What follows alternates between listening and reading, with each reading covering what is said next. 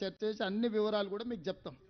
Sir CM గారు నిన్న బండి సంజయ్ మాట్లాడుతూ సార్ ఇక్కడ మీ ముందు బండి సంజయ్ మాట్లాడుతూ మీ పైన కామెంట్ చేశారు. మీరు క్యాబ్ పెట్టుకున్నందుకు అవసరమైతే అట్లాంటి సిచ్యువేషన్ వస్తే తల నరుక్కుంటా కానీ నేను అట్లాంటి పరిస్థితిలో ఓటు అడిగేటువంటి సిచ్యువేషన్ ఉన్నాను. ఇది మొదటి క్వశ్చన్. రెండో క్వశ్చన్, మాజీ మంత్రి ముఖేష్ గౌడ్ విగ్రహం పెడతానన్నారు, దాని మీద ఒకటి క్లారిటీ. ఇప్పుడు నేను అనేది ఏంటంటే నరేంద్ర మోడీ గారే టోపీ పెట్టుకున్నారు. ఆ ఫోటోలు నేను పంపిస్తా.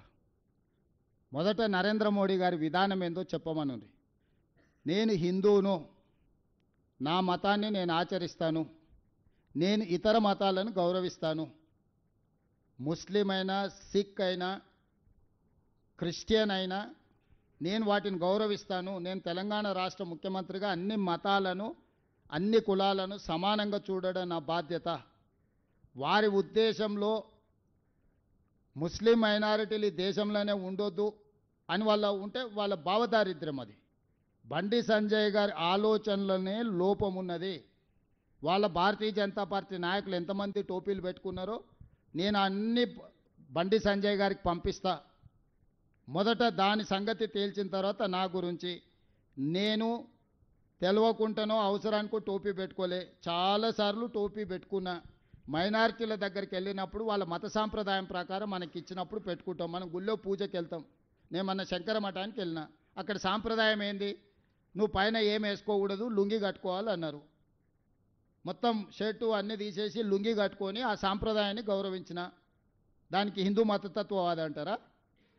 ఎక్కడికి వెళ్ళినప్పుడు ఆ మతాన్ని గౌరవించడం అనేది మన బాధ్యత.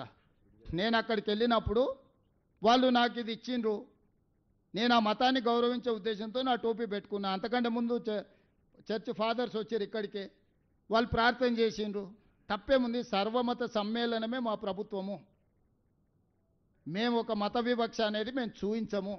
సీఎం గారు 2004 నుంచి 2014 వరకు పాలన చెప్పారు. ఎవరో పేరు చెప్పా? రాజిరెడ్డి సార్. 2004 నుంచి 2014 వరకు చెప్పారు. 2014 నుంచి 2023 వరకు మీ 10 సంవత్సరాలు, వాళ్ళ 10 సంవత్సరాలు, ఇప్పుడు 2 సంవత్సరాల ప్రజాపాలన గురించి కూడా చెప్పారు. జూబ్లీ హిల్స్ బై ఎలక్షన్స్ను రిఫరెండంగా భావిస్తారా మీరు? ఇప్పుడు రాజిరెడ్డి ఈ అన్ని కాలం చెల్లిపోయిన మాటలు, అర్థం పర్థం లేని మాటలు. ప్రతి ఎన్నిక మా ప్రభుత్వం యొక్క పనితనానికి పరీక్షనే. ప్రతి ఎన్నికల్లో వచ్చే ఫలితాలను గెలిచినా ఓడినా విశ్లేషించుకొని ఇంకా ఎట్లా బాగా పనిచేయాలి, పరిపాలన అందించాలి, పేదలకు సహాయం